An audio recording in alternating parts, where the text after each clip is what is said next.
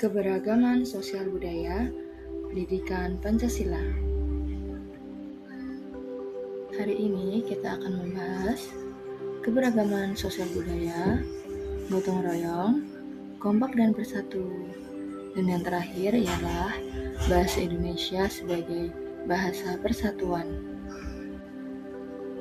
Apakah perbedaan keberagaman sosial dan budaya? Keberagaman sosial adalah kekayaan bangsa yang mencakup ribuan suku dan agama yang tersebar dari Sabang sampai Merauke.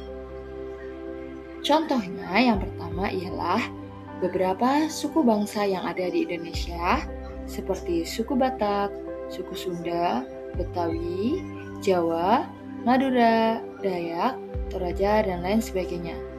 Sedangkan agama di Indonesia yaitu ada agama Islam, Kristen Protestan, Kristen Katolik, Hindu, Buddha, dan Konghucu. Sementara keberagaman budaya ialah segala sesuatu yang berhubungan dengan keberagaman atau perbedaan dalam aspek budaya suatu masyarakat. Contohnya, keberagaman budaya itu seperti misalnya rumah adat, pakaian adat, senjata tradisional, upacara adat, bahasa daerah, tarian, dan lain sebagainya yang ada di Indonesia.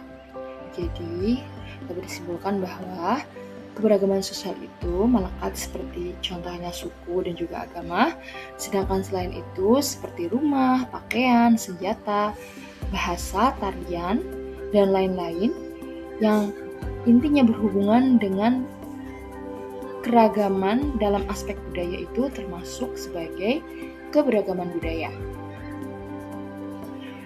Meskipun keberagaman sosial budaya di Indonesia sangat banyak dan beragam, tetapi Indonesia memiliki semboyan.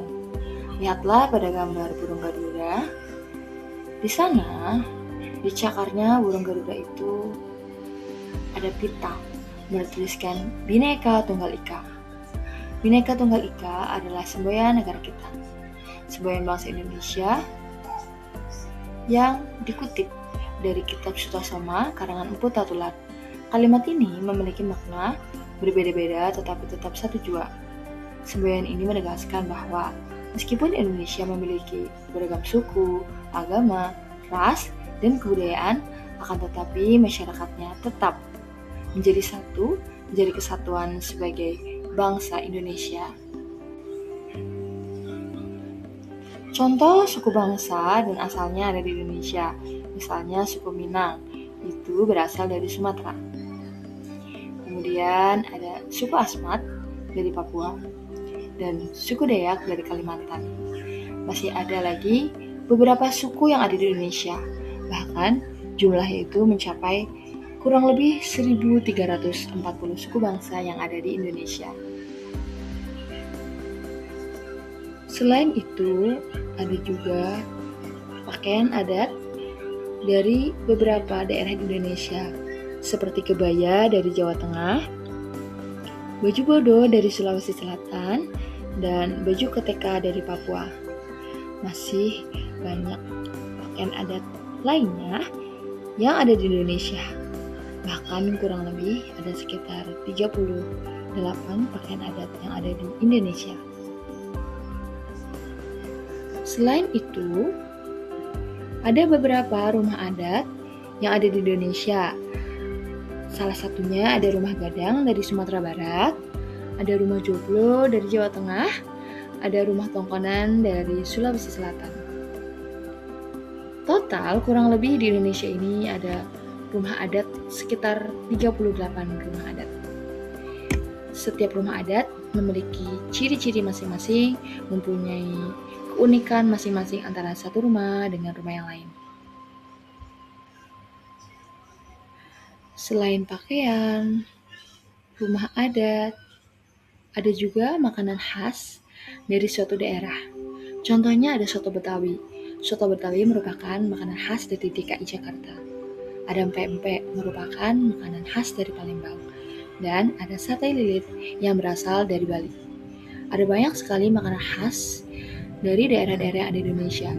Bahkan kurang lebih ada sekitar 5.300 jenis masakan atau makanan khas daerah di seluruh Indonesia. Meskipun berbeda-beda, tetapi kita harus tetap satu dan saling tolong-menolong. Marilah kita lakukan tolong-menolong dengan cara gotong royong.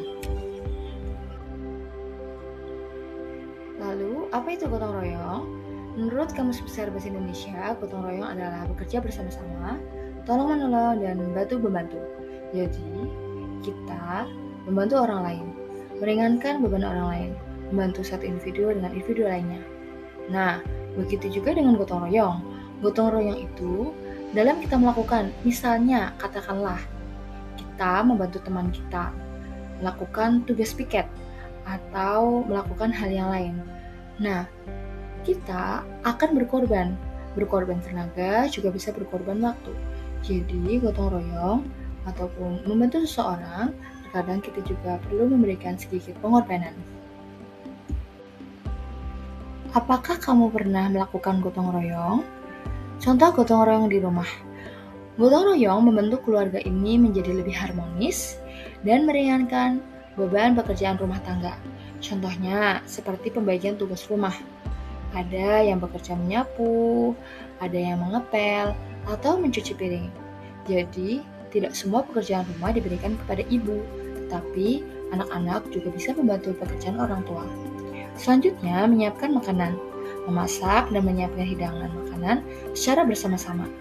Jadi, ibu akan lebih terbantu untuk menyiapkan makanan. Kemudian yang terakhir, merawat anggota keluarga secara bergantian menjaga dan merawat anggota keluarga yang sedang sakit. Jadi misalnya adik sedang sakit, ataupun ayah sedang sakit, ataupun ibu kamu yang sedang sakit, maka bantulah dengan menjaga dan merawat mereka sampai sembuh. Misalkan dengan memberi pijatan halus, atau juga bisa dengan menyiapkan hidangan yang hangat, memberikan air putih, dan lain-lain. Kemudian gotong royong di lingkungan sekolah. Gotong royong menciptakan lingkungan belajar yang bersih, nyaman, dan menumbuhkan karakter peduli. Contohnya gotong royong di sekolah yaitu piket kelas. Melaksanakan jadwal membersihkan ruang kelas secara bergantian bersama-sama dengan teman. Mungkin saat piket ada yang bertugas menyapu kelas, ada yang bertugas menghapus papan tulis, ada yang bertugas menyiram tanaman. Nah, sebuah pekerjaan akan terasa lebih mudah saat dikerjakan secara bergotong royong. Kemudian kerja bakti. Kerja bakti itu dilakukan oleh seluruh warga sekolah, baik itu guru, murid, dan semua warga sekolah. Bersama-sama membersihkan lingkungan sekolah, supaya sekolah lebih bersih, nyaman, dan lebih enak untuk belajar. Selain itu, dalam kelas terkadang kita juga ada tugas kelompok. Menyelesaikan tugas kelompok atau proyek sekolah juga merupakan bentuk dari gotong royong di sekolah. Selanjutnya, gotong royong di lingkungan masyarakat. Gotong royong ini menjadi kekuatan sosial yang menyatukan warga tanpa memandang latar belakangnya. Contoh, gotong royong yang ada di lingkungan masyarakat. Yang pertama, kerja bakti. Kerja bakti misalnya membersihkan saluran air atau selokan, atau memperbaiki fasilitas umum. Kemudian, yang kedua, tanggap bencana. Misalnya, membantu warga yang tertimpa musibah dan mendirikan dapur umum. Selanjutnya, gotong royong di lingkungan masyarakat antara lain yaitu acara warga. Jadi, misalnya ada warga yang sedang menyelenggarakan hajatan. Nah, maka warga yang lain itu membantu warga tersebut. Nah, contoh dari membantu warga yang sedang hajatan itu biasanya di masyarakat Jawa itu ada tradisi sinoman atau tradisi rewang. Selain bergotong royong, kita juga harus selalu kompak dan bersatu. Kompak dan bersatu dalam kehidupan sehari-hari, bisa itu di lingkungan rumah, di lingkungan sekolah, ataupun di lingkungan masyarakat. Selain itu, kompak dan bersatu ini juga bisa diterapkan dalam permainan tradisional, contohnya adalah permainan gobak sodor. Gobak sodor adalah permainan tradisional berregu yang sangat mengendalikan kekompakan, strategi, dan juga kelincahan. Di situ nanti ada dua tim, ada yang menjadi penjaga dan juga ada yang menjadi penyerang. Kedua tim ini saling berhadapan di lapangan yang sudah dipetak-petak.